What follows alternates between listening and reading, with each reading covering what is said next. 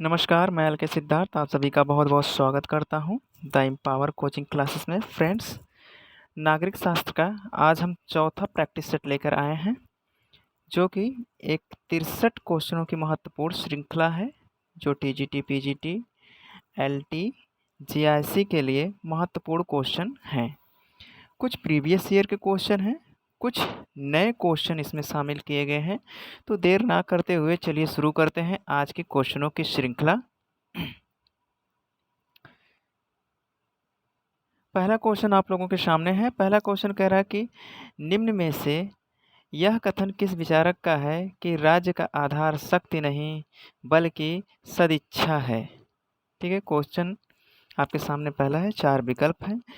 विकल्प 1 है ग्रीन है, मार्क्स हैं, हॉब्स हैं, अरस्तू हैं। ठीक है, तो इसमें जो है आपका क्वेश्चन नंबर 1 का ऑप्शन नंबर ए ग्रीन, यह ग्रीन का कथन है कि राज्य का आधार शक्ति नहीं बल्कि सदिच्छा है। चलिए आगे देखते हैं अगला क्वेश्चन। अगला क्वेश्चन है उपर्युक्त कथन में से हॉब्स, लॉक एवं रूसो का एक मत दर्शाता है। इसमें राज्य दैवी इच्छा का परिणाम है, राज्य समझौते का परिणाम है, राज्य शक्ति का परिणाम है, राज्य इच्छा का परिणाम है। तो इसमें जो है आपका विकल्प बी हो जाएगा। राज्य समझौते का परिणाम है। हॉब्स, लॉक और रूसो का यह एक मत दर्शाता है। ठीक है, चलिए क्वेश्चन नंबर 3 देखते हैं। कह रहा है कि संविधान के निम्न में से किस अनुच्छेद में मिलता है कि मुख्यमंत्री के कार्य और शक्तियां निहित हैं। अनुच्छेद 162, अनुच्छेद 167, अनुच्छेद 164, अनुच्छेद 165। तो इसमें जो है आपका अनुच्छेद 167 में मुख्यमंत्री के कार्य और शक्तियों के बारे में प्रावधान है। चलिए अगला क्वेश्चन। क्वेश्चन नंबर 4 कह रहा है कि किसने कहा कि एक दिन ऐसा आएगा जब राज्य लुप्त हो जाएगा। ऑप्शन है अरस्तू हैं, मार्क्स हैं, लेनिन हैं, माओ हैं। तो इसमें जो है यह कथन कार्ल मार्क्स का है। मार्क्स ने कहा एक दिन ऐसा आएगा कि राज्य लुप्त हो जाएगा। ठीक है, चलिए अगला क्वेश्चन देखते हैं। Question number 5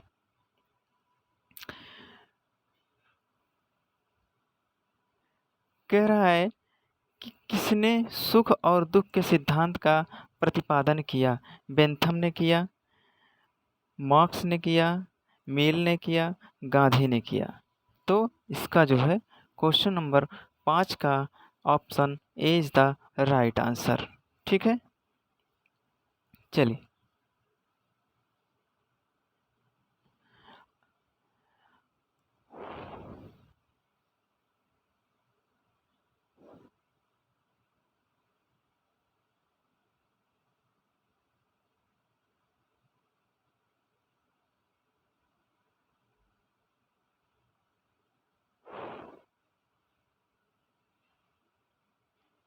1 minute.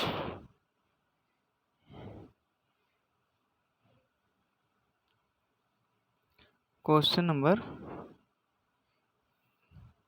6 हमको देखना था। हाँ ठीक, क्वेश्चन नंबर 6 निम्न में से राज्य का सर्वाधिक महत्वपूर्ण तत्व है।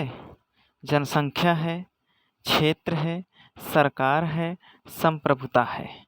ठीक, तो इसमें से आपका सबसे महत्वपूर्ण राज्य के 4 तत्व हैं। जनसंख्या है, भूभाग है, सरकार है, संप्रभुता है। लेकिन इसमें संप्रभुता जो है सबसे महत्वपूर्ण भूभाग माना जाता है। ठीक है, चलिए अगला क्वेश्चन देखते हैं। क्वेश्चन नंबर 7 कह रहा कि राजनीति विज्ञान की सबसे बड़ी सेवा यह होगी कि संप्रभुता की अवधारणा को समाप्त कर दिया जाए। यह कथन किसका है? लास्की का है, गैटेल का है, प्लेटो का है, गिलक्रास्ट का है। तो यह कथन जो है लास्की का है। इसमें इन्होंने कहा कि राजनीति विज्ञान की सबसे बड़ी सेवा यह होगी कि संप्रभुता की अवधारणा को समाप्त कर दिया जाए। तो यह कथन किसका है? लास्की का है।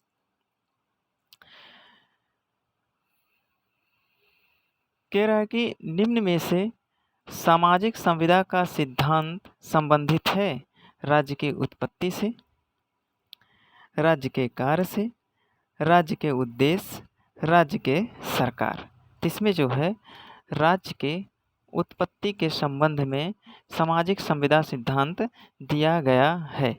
ठीक है, चलिए अगला क्वेश्चन देखते हैं। क्वेश्चन नंबर 9 देखते हैं। कह रहा कि पंचायती राज व्यवस्था का उद्घाटन राजस्थान के किस जिले में हुआ? नागौर में हुआ, झुंझुनू में हुआ, जयपुर में हुआ, कोटा में हुआ। तो ये जो है आपका नागौर में हुआ। सर्वप्रथम पंचायती राज व्यवस्था का उद्घाटन नागौर में हुआ, राजस्थान के नागौर में। ठीक है, चलिए अगला क्वेश्चन। कह रहा कि किस अनुच्छेद के अंतर्गत पंचायतों को संवैधानिक दर्जा प्राप्त है? अनुच्छेद 243, अनुच्छेद 212, अनुच्छेद 356, अनुच्छेद 360। तो पंचायती राज व्यवस्था को जो है इसको संवैधानिक दर्जा जो प्रदान किया गया है वो अनुच्छेद 243 में इसका प्रावधान है। और अनुच्छेद आपके 12 में जो है राज्य शब्द की परिभाषा दिया गया है। अनुच्छेद 356 में राष्ट्रपति शासन है और 360 में जो है 360 में वित्तीय आपात की का प्रावधान किया गया है। चलिए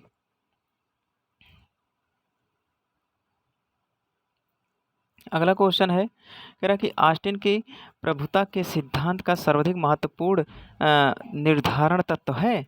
निरंकुश है, विभाजन है, विभाज्य नहीं है, लोकतंत्र, प्रजातंत्र। ठीक है, इसमें से कौन सा महत्वपूर्ण निर्धारण तत्व है? तो ये जो है निरंकुश है। ठीक है, ऑस्टिन के प्रभुता के सिद्धांत का सर्वाधिक महत्वपूर्ण तत्व निरंकुश है। चलिए अगला क्वेश्चन देखते हैं। कह रहे हैं कि निम्नलिखित में से किस देश में बहुल कार्यपालिका स्थापित है? Nepal, Switzerland, Germany, Poland. तो ये जो है स्विट्जरलैंड में बहुल कार्यपालिका स्थापित किया गया है। चलिए अगला क्वेश्चन। Question number 13। राजा शेर की तरह साहसी और लोमड़ी की तरह चालाक होना चाहिए। उपर्युक्त कथन किसका है? अरस्तु का है, मिल का है, मैकियावेली का है या ग्रीन का है? तो ये कथन जो है मैकियावेली का है। मैकियावेली कहता है कि राजा को शेर की तरह साहसी और लोमड़ी की तरह चालाक होना आवश्यक है। ठीक, चलिए अगला क्वेश्चन। कह रहा कि इतिहास की भौतिकवादी व्याख्या एवं वर्ग संघर्ष के सिद्धांत का निरूपण निम्न में से किस विचारक ने किया? मार्क्स ने किया, प्लेटो ने किया, हिगल ने किया, एंजल्स ने किया। तो ये जो है कार्ल मार्क्स ने किया। इतिहास की भौतिकवादी व्याख्या एवं वर्ग संघर्ष का जो सिद्धांत था वो किसने दिया था? कार्ल मार्क्स ने दिया था। वैज्ञानिक समाजवाद के जन्मदाता किसे कहा जाता है? कार्ल मार्क्स को भी कहा जाता है। मोहम्मद अली जिन्ना द्वारा द्विराष्ट्र सिद्धांत का प्रतिपादन निम्न में से किस वर्ष किया था? 1980, 1940, 1950, 1970। तो क्वेश्चन नंबर आपका 15 का option B is the right answer, 1940। चलिए अगला क्वेश्चन देखते हैं। Question number 16। परंपरागत राजनीतिक सिद्धांत के निम्नलिखित में से कौन विचारक समर्थक है? ठीक, कौन विचारक समर्थक है? ऑक्सफोर्ड, बागलिन, बियर्ड, बोंदा। तो जो है क्वेश्चन नंबर 16 का C is the right answer. परंपरागत राजनीतिक सिद्धांत के जो है समर्थक हैं वो बीयर्ड हैं। ठीक है, चलिए अगला क्वेश्चन। वयस्क मताधिकार को जाति के भूमिका विस्तार का कारण स्वीकारने वाले हैं जॉन्स, विनोबा भावे, डॉक्टर अंबेडकर, मेनन। तो इसमें जो है विनोबा भावे वयस्क मताधिकार को जाति के भूमिका का विस्तार का कारण स्वीकार करने वाले ये विनोबा भावे थे। ठीक, चलिए अगला क्वेश्चन।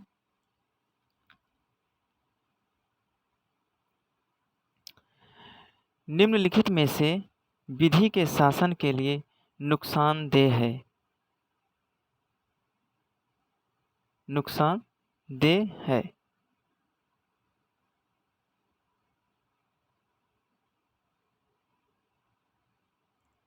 क्वेश्चन नंबर 18 है, निम्नलिखित में से विधि के शासन के लिए नुकसानदेह है। न्यायिक पुनर्विलोकन, न्यायिक सक्रियता, कानून प्रक्रिया, कानूनी सलाह। तो ये जो है क्वेश्चन नंबर 18 का option number B is the right answer, न्यायिक सक्रियता। ठीक, चलिए अगला क्वेश्चन।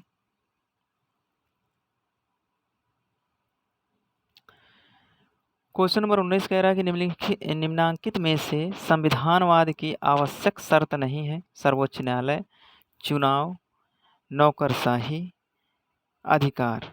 तो इसमें जो है C is the right answer, नौकरशाही। ये संविधानवाद की आवश्यक शर्त नहीं है।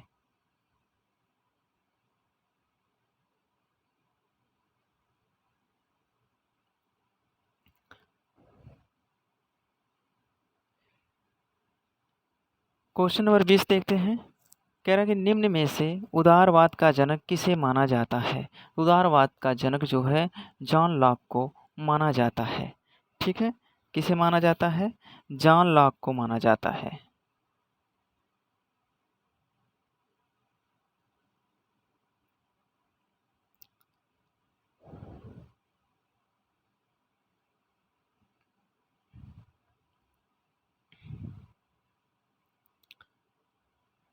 क्वेश्चन नंबर 21 कह रहा है कि लोकसभा एवं राज्यसभा के सदस्यों की गणपूर्ति 1/10 का उल्लेख निम्न में से किस अनुच्छेद में किया गया है।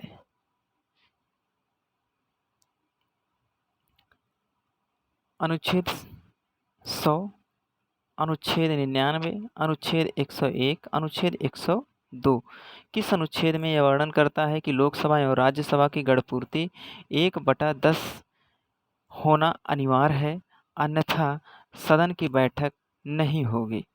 तो यह जो है अनुच्छेद 100 में इसका वर्णन किया गया है।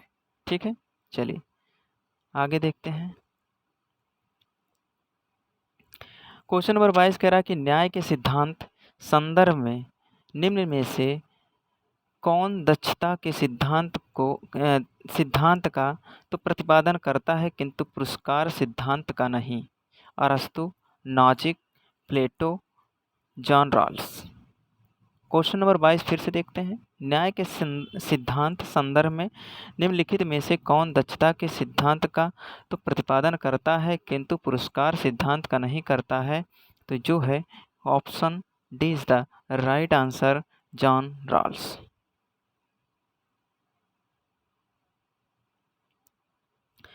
क्वेश्चन नंबर 23 कह रहा है कि निम्नलिखित में से आशीर्वाद के प्रमुख विचारकों में से कौन इसके समर्थक नहीं है।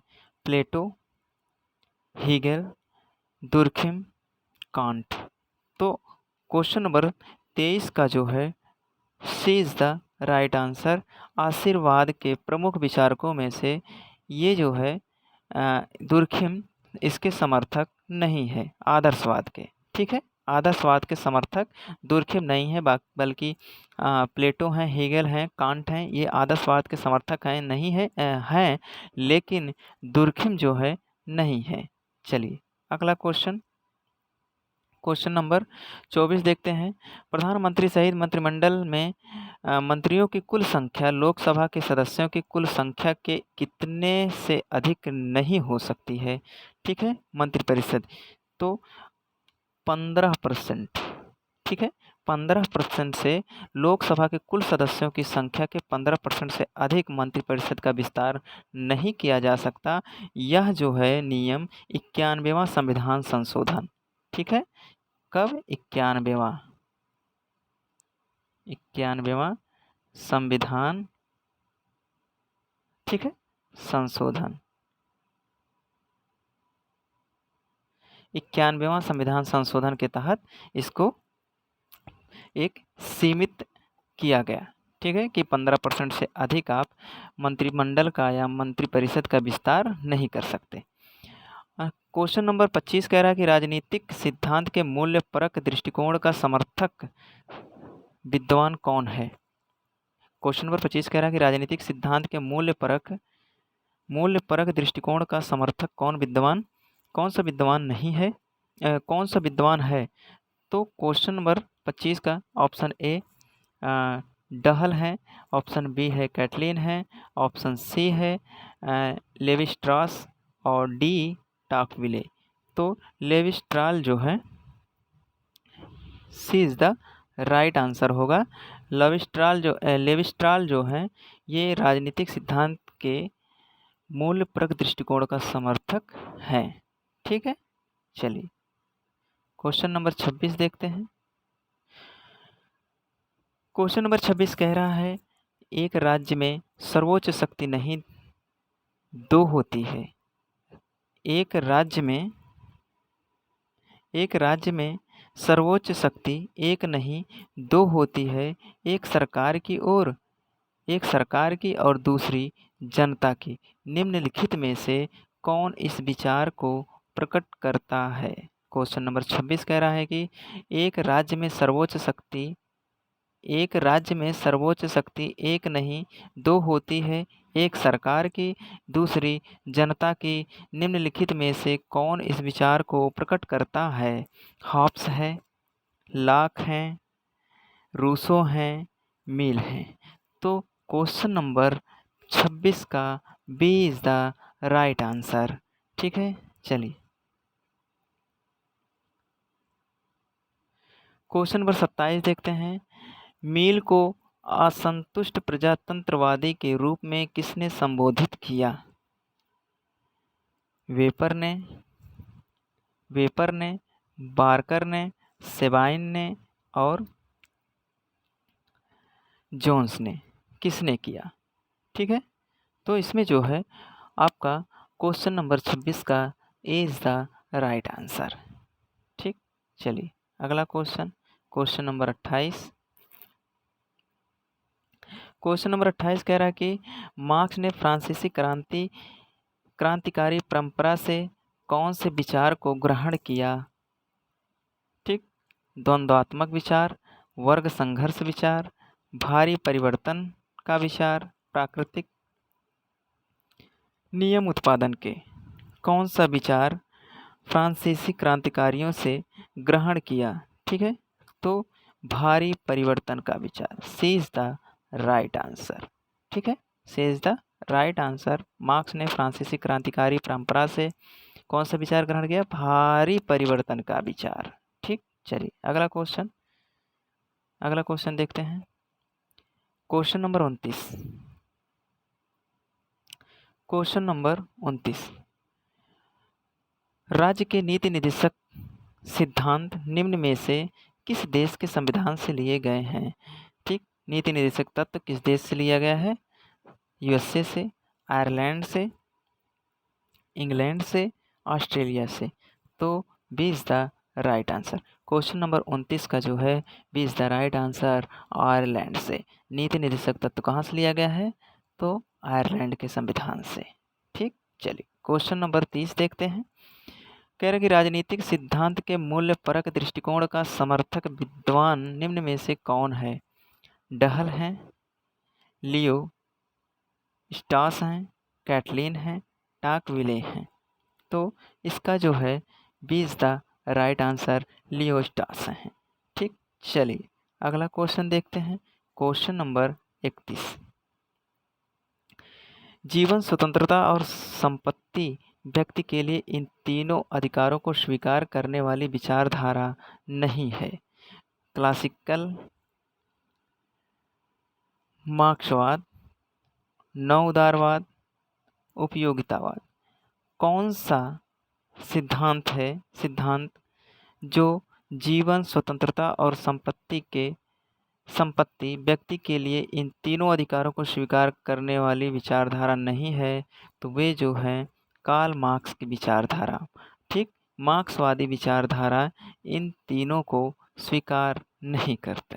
ठीक, चलिए अगला क्वेश्चन देखते हैं।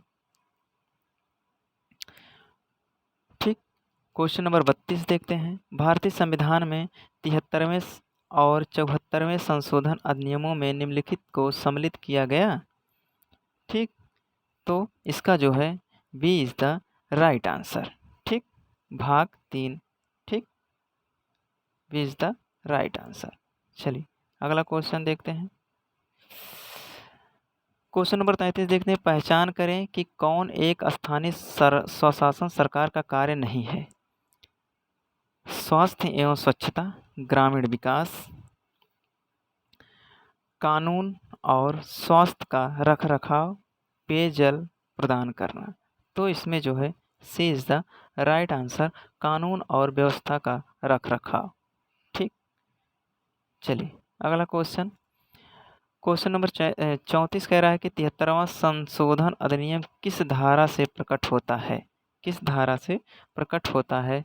धारा 38, 44, 52, 40।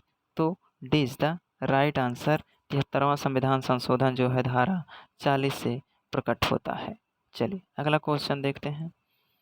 सुख दुख समाकलन सिद्धांत के विचार का प्रतिपादन निम्नलिखित में से किस विचारक ने प्रतिपादन किया? मैकियावेली ने किया,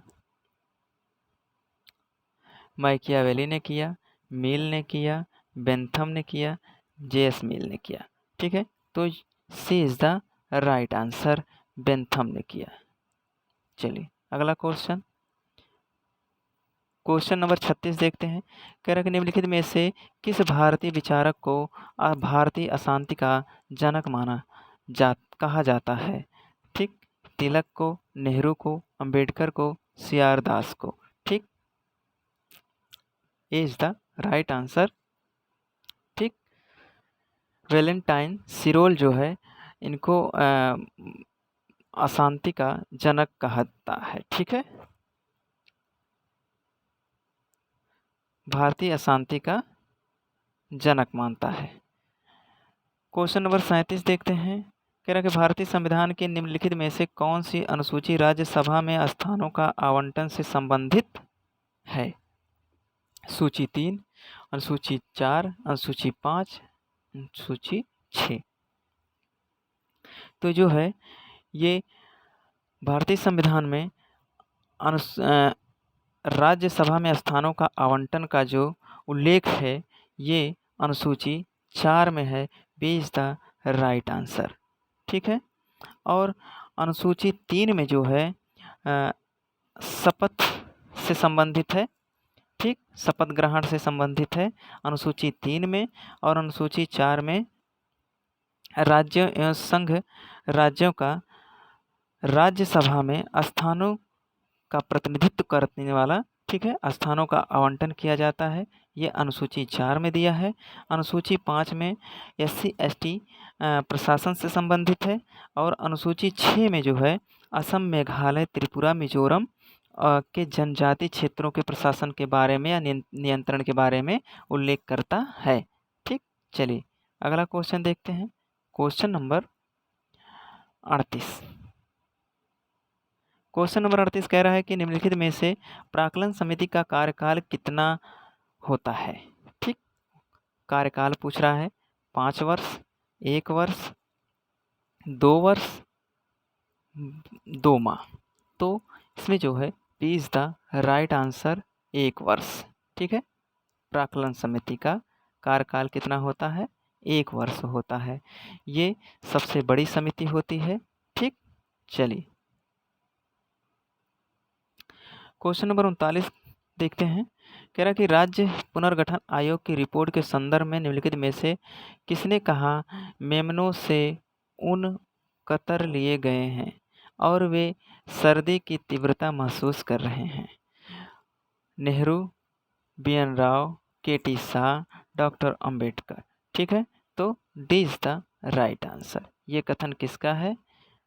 बी.आर. अंबेडकर साहब का। ठीक, चलिए अगला क्वेश्चन देखते हैं। क्वेश्चन नंबर 40 देखते हैं। वैधानिक तथा राजनीतिक संप्रभुता के मध्य अंतर किस विचारक ने किया था? डायसी, लास्की, ऑस्टिन, बोंदा। क्वेश्चन नंबर 40 कह रहा है कि वैधानिक तथा राजनीतिक संप्रभुता के मध्य अंतर किस विचारक ने किया है? तो ये है Dicey. A is the right answer. Dicey ने वैधानिक और राजनीतिक संप्रभुता के मध्य अंतर किया। ठीक, क्वेश्चन नंबर 40। कानून संप्रभुता की आज्ञा है। कानून संप्रभुता की आज्ञा है निम्नलिखित का कथन किस विद्वान का है? हॉब्स का है, ऑस्टिन का है, ए और बी दोनों का है। ठीक, तो ये जो है C is the right answer होगा। कानून संप्रभु की आज्ञा है, ये जो हॉब्स का भी कथन है और ऑस्टिन का भी कथन है। चलिए अगला क्वेश्चन देखते हैं।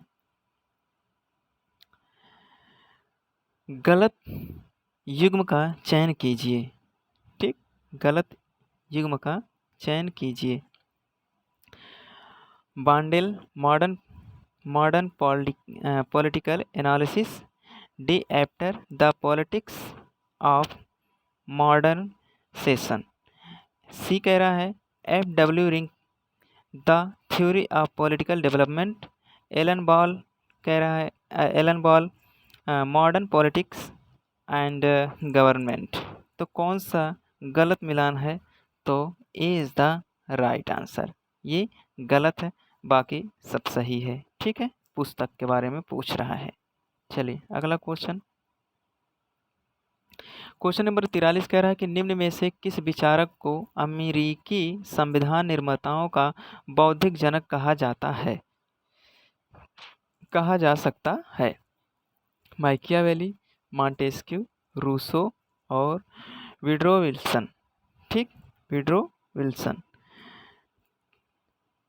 क्वेश्चन नंबर 43, निम्न में से किस विचारक को अमेरिकी संविधान निर्माताओं का बौद्धिक जनक कहा जा सकता है? तो ये हैं B is the right answer, Montesquieu. ठीक, चलिए क्वेश्चन नंबर 44 देखते हैं। 44 कह रहा है कि भारतीय संविधान के कौन से अनुच्छेद संघीय संसद को राज्य सूची में सम्मिलित विषयों पर विधि निर्माण का अधिकार प्रदान करते हैं? अनुच्छेद 249, अनुच्छेद 250, अनुच्छेद 252, अनुच्छेद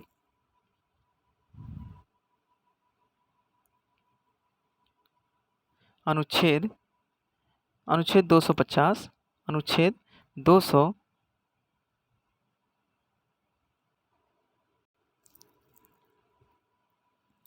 ठीक है, चलिए इसको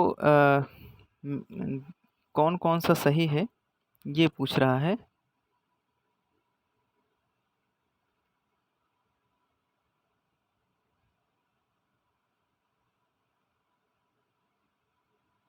हाँ, क्वेश्चन नंबर 44 कह रहा है कि भारतीय संविधान के कौन से अनुच्छेद संघीय संसद को राज्य सूची में सम्मिलित विषयों पर विधि निर्माण का अधिकार प्रदान करता है? कि राज्य यानी कि संघीय संसद को राज्य सूची में कौन कौन से अनुच्छेद के तहत राज्य सूची में कानून बना सकता है या विधि निर्माण राज्य सूची में कर सकता है?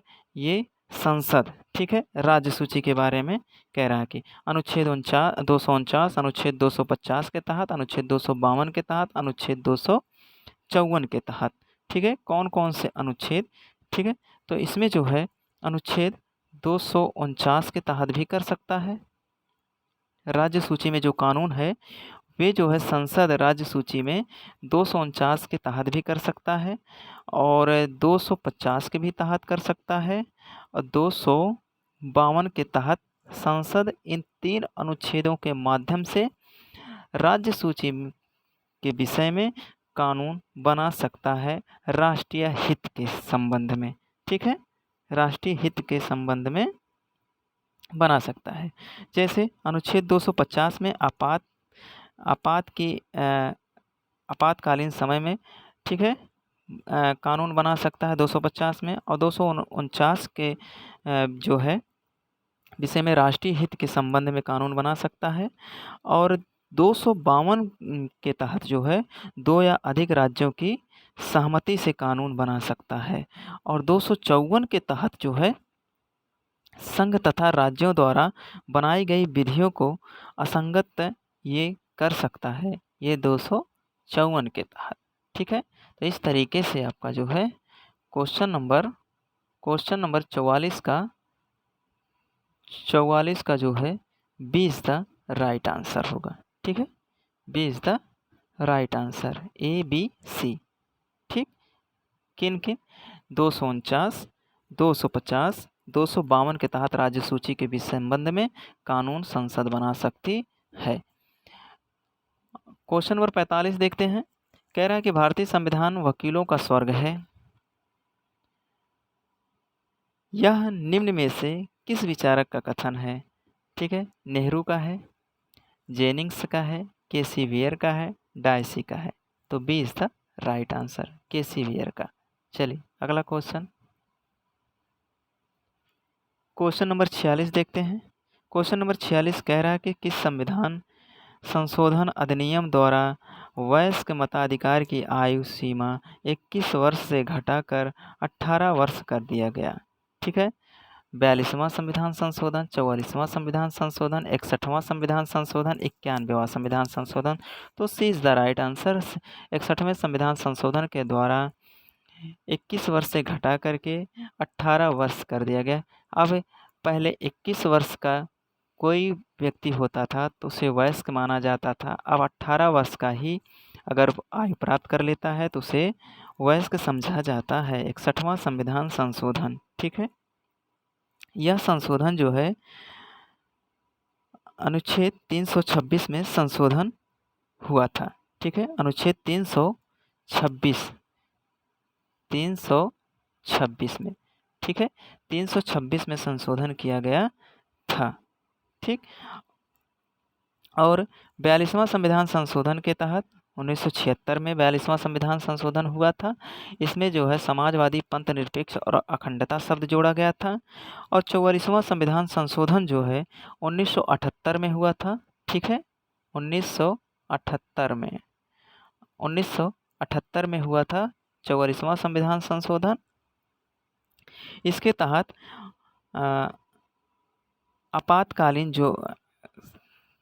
आपातकाल की घोषणा जो होती थी अशांति के तहत जो है अब वो सशस्त्र विद्रोह के आधार पर आपातकाल की घोषणा होगी। ठीक है, ये जो है। और 91वां संविधान संशोधन जो है इसके तहत 2003 में 10वीं अनुसूची जोड़ा गया था दल बदल के संबंध में। ठीक, चलिए अगला क्वेश्चन देखते हैं। क्वेश्चन नंबर 47 कह रहा है कि निम्नलिखित में से कौन सा राज्य का काल्पनिक सिद्धांत नहीं है? दैवीय सिद्धांत, आर्थिक सिद्धांत, विकासवादी सिद्धांत, सामाजिक समझौता सिद्धांत। ठीक है, तो विकासवादी सिद्धांत जो है ये काल्पनिक सिद्धांत नहीं है, इसे ऐतिहासिक सिद्धांत भी कहा जाता है। ठीक है, क्या कहा जाता है? ऐतिहासिक सिद्धांत कहा जाता है राज्य की उत्पत्ति के संबंध में। बाकी सभी को काल्पनिक सिद्धांत माना जाता है। क्वेश्चन नंबर 48 देखते हैं। कह रहा है कि निम्नलिखित में से किस सिद्धांत एशियाई समाजवाद का जनक कहा जाता है? लेनिन, स्टालिन को, माओ को, मार्क्स को। तो इसे माओ को कहा जाता है। C is the right answer. एशियाई समाजवाद का जनक किसे कहा जाता है? माओ को।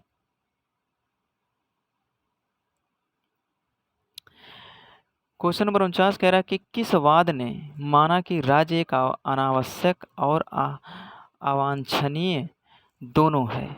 अधिनायकवाद, उदारवाद, प्रत्ययवाद और अराजकतावाद।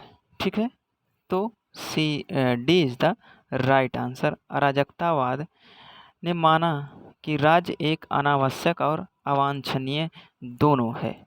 कौन मानता है? अराजकतावादी मानते हैं। क्वेश्चन नंबर 50, मैक्स वेबर ने निम्न में से कितने प्रकार के प्राधिकरण की पुनरावृत्ति की है? 4, 3, 5, 2। ठीक है, तो B is the right answer, 3। ठीक, 3 प्रकार के प्राधिकरण की पुनरावृत्ति करते हैं। कौन? Max weber. चलिए क्वेश्चन नंबर 51, निम्नलिखित में पंचायती राज संस्थाओं का आय का मुख्य साधन क्या है? ऐच्छिक अनुदान, संपत्ति कर, स्थानीय कर, सरकारी अनुदान। तो D is the right answer. ठीक है, सरकारी अनुदान ये पंचायती राज संस्थाओं का आय का मुख्य स्रोत या अथवा साधन है।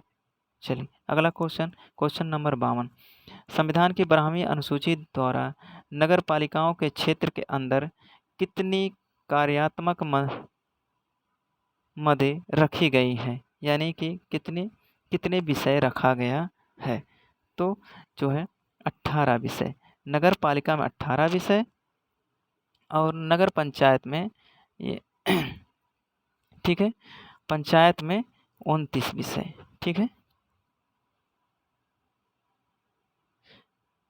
ग्राम पंचायत में 29 विषय और नगर पंचायत में नगर पालिका में 18 विषय। चलिए कह रहा है कि 74वां संविधान संशोधन 1992 किन राज्यों के अनुसूचित क्षेत्रों में लागू नहीं, ठीक है, लागू नहीं होती है। 74वां संविधान संशोधन 1992 किन राज्यों के अनुसूचित क्षेत्रों में लागू नहीं है? ठीक है, किन किन में? राजस्थान, हरियाणा, यूपी, उड़ीसा, किन किन राज्यों में नहीं लागू है? तो ये जो है हरियाणा में भी लागू नहीं है, हरियाणा में भी लागू नहीं है और यूपी में। ठीक है, यूपी किन राज्यों के अनुसूचित क्षेत्र में लागू नहीं है? ठीक, तो इस तरीके से आपका ए इज द राइट आंसर हो जाएगा। ठीक है, चलिए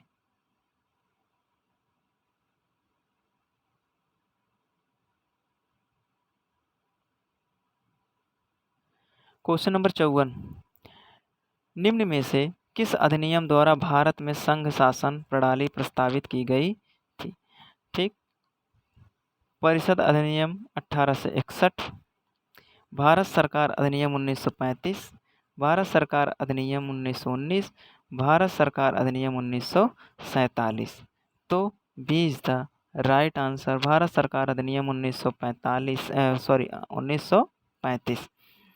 आपका 1861 वाला अधिनियम जो है ये भारत में संवैधानिक विकास का सूत्रपात किया। यहीं से भारत का संवैधानिक विकास, ठीक है, संवैधानिक विकास का सूत्रपात शुरुआत हुई और 1945 में आपका संघ शासन प्रणाली प्रस्तावित की गई और 1919 मॉन्टेग्यू चेम्सफोर्ड सुधार आया और 1947 जो है स्वतंत्रता अधिनियम है। ठीक है, स्वतंत्रता अधिनियम 1947। तो इस तरीके से B is the right answer. चलिए अगला क्वेश्चन देखते हैं, भारतीय राष्ट्रीय कांग्रेस के प्रथम अधिवेशन की अध्यक्षता निम्न में से किसने की? A O Hume, W C Banerjee, Ganguly, A M Bose. A M Bose. तो इसमें जो है A is the right answer, A O Hume. भारतीय राष्ट्रीय कांग्रेस के प्रथम अधिवेशन की अध्यक्षता जो है किसने किया था? ए ओ ह्यूम।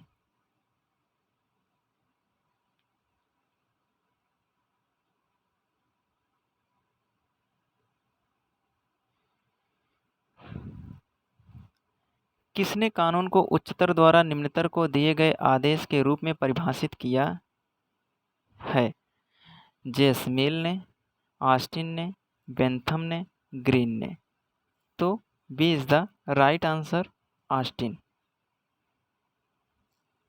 क्वेश्चन नंबर 57 कह रहा कि आइडिया ऑफ जस्टिस नामक पुस्तक निम्न में से किस विचारक की है?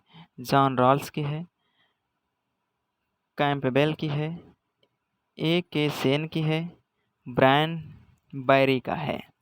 तो C is the right answer, ए के सेन की है। चलिए अगला क्वेश्चन, क्वेश्चन नंबर 58 देखते हैं।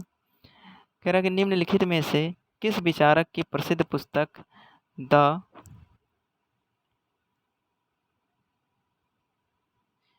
द जिगजैग ऑफ पॉलिटिक्स किसकी पुस्तक है? नाजिक की है, रॉल्स की है, हैबरमास की है, अमर्त्य सेन की है। तो A is the right answer, नाजिक की है। चलिए अगला क्वेश्चन देखते हैं।